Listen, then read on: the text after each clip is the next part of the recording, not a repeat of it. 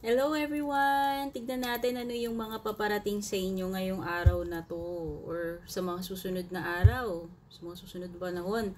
Kung kailan man dumaan sa newsfeed ninyo itong aking reading kasi timeless din naman ito. Okay? So titignan lang natin ano ba ito yung mga dapat mong malaman, mga posibleng mangyayari or paparating. Disclaimer, card reading lamang po ito. Huwag masyadong seryosohin. Hindi ito guaranteed na totoo or talagang magkakatotoo. Okay? By the way, ako nga pala si Purple Teen. Kung bago po kayo dito, please don't forget to like, follow, or subscribe. Yan. Maraming salamat dun sa mga laging nakasubaybay. Malaking tulong po yung mga nag-share palagi ng mga readings natin. Yung mga nag-iiwan ng mga reactions ninyo, comments ninyo. And regarding private reading, yes, gumagawa ako ng private reading.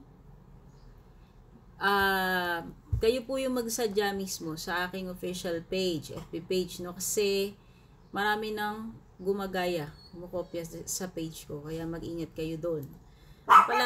Palatandaan nun is magme-message request sila or mag-i-add friend kayo para mag-offer ng kung ano-ano, manghingi ng kung ano-ano. Hindi po ako yon. Kaya pag may ganun, impostor yun yung fake na gumagaya sa akin. So, don't get scammed. Ha?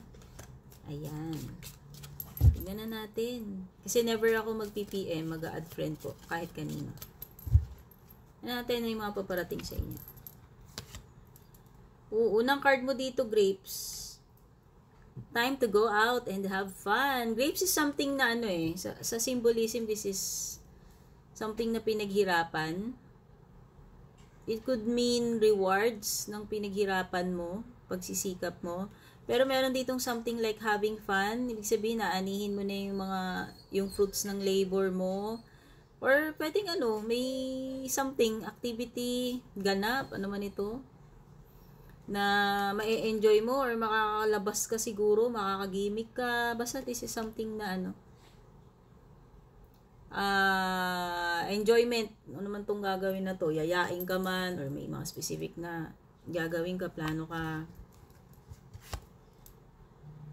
Oh, yun lang. Meron mga dito failure ha.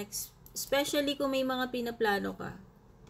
Pwedeng sasablay yung mga plano, hindi magwo-work yung mga iniisip or kung ano man itong gustong gawin. O, sablay yung mga plano. Hindi magiging favorable yung outcome, no? Uy, may mga nakaka-stress na situations dito, oh. Oo. May mga pampastress, sakit ng ulo. May mga tipong makungonsumi ka, kakabahan ka. Ayan. Ano pa? Uy, may matutupad regarding family. Ano to? Kung ano man itong gusto mo na gawin, mangyari na related sa family mo, loved ones mo, meron daw ditong wishes come true. Whether ito ay specific na sa sarili mo, wini-wish mo, or from a loved one, family member, no? Basta may mga something na matutupad para sa family or a loved one.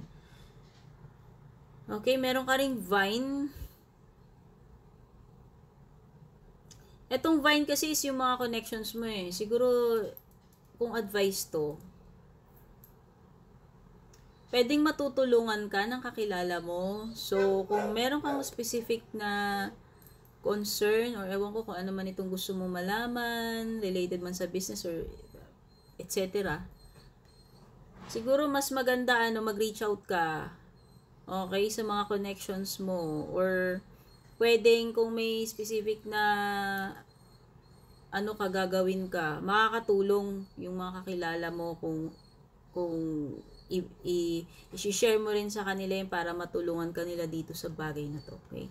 Pero, ano man, no, kung meron kang gusto talaga kasing malaman dito, ikaw mismo talaga yung magre-reach out, no? So, hindi siya kusang lalapit sa'yo, yun lang ibig sabihin nito. Ikaw talaga yung lalabas, kikilos para hanapin yung mga information na yan.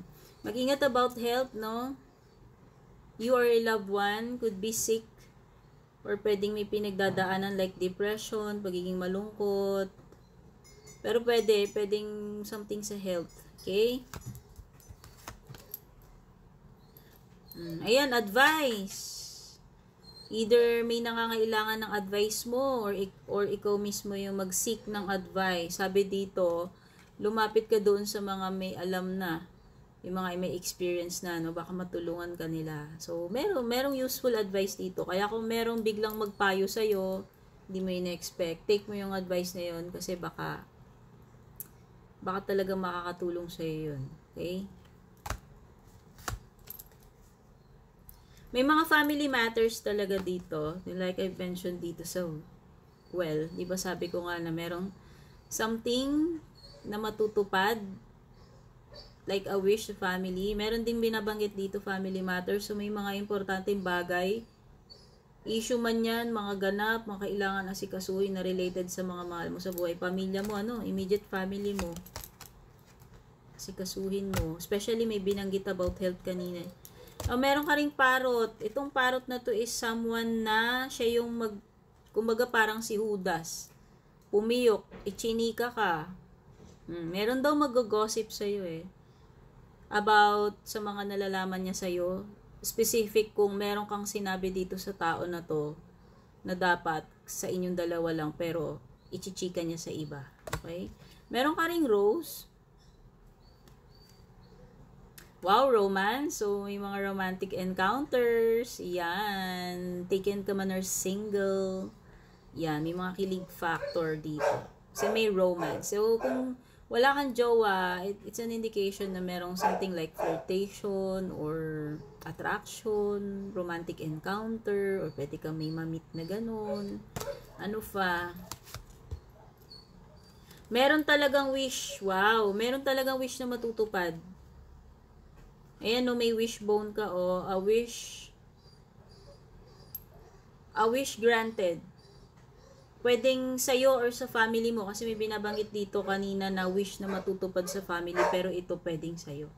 Okay? So, pwedeng dalawang wish yung matupad, or pwedeng isa, no, na parang, kumbaga yung wish mo na yun, wini-wish mo yun sa mahal mo sa buhay, pero yun din yung parang pinaka-wish mo rin sa sarili mo, or whatever, no? Basta may wish na pwedeng matupad.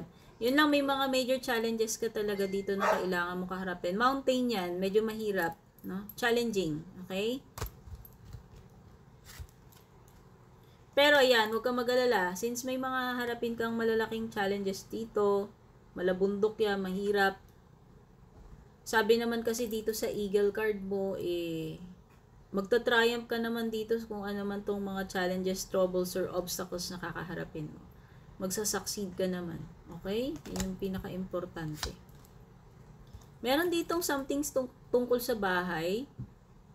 May mga matters siguro related sa bahay. Hindi ko alam, issues, concern. Or merong something na naghahanap ng bahay, lilipatan, or apartment. Or pwedeng mag-move in na kung nakakuha kayo ng bahay. Or baka iba matupad na yung pangarap ninyo na bahay. Or matapos na yung pinagpapagawa ninyong bahay, mag-move in na lang kayo. Basta meron ditong panibagong setting panibagong lugar na pwedeng lilipatan mo. And ang sinasabi kasi specific dito sa card na to, kung ano man yung meron dito, wag mo nang dalhin dun sa lilipatan mo, dun sa bagong setup na yun. Whether job yan, bahay, relationship, etc. Wag mo nang dalhin. Okay? Dapat fresh. May love talaga. May love. May romantic na nga dito sa rose. Ito, malalim na love to. So, dun sa mga single dyan, kiligin na kayo. Kasi kung wala pa kayo namimit at may mamit kayong ganito, pwedeng seryoso. Pwede kang mahulog dito. Mahulog siya sa'yo. May in love kayo. Malalim. Malalim yung connection. No?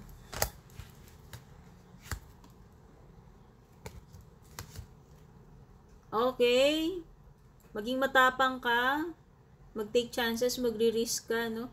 Meron something dito na risky, mag-ingat ka na lang na hindi ka mapahamak dito. Pero lalakasan mo yung loob mo makikipagsapalaran ka.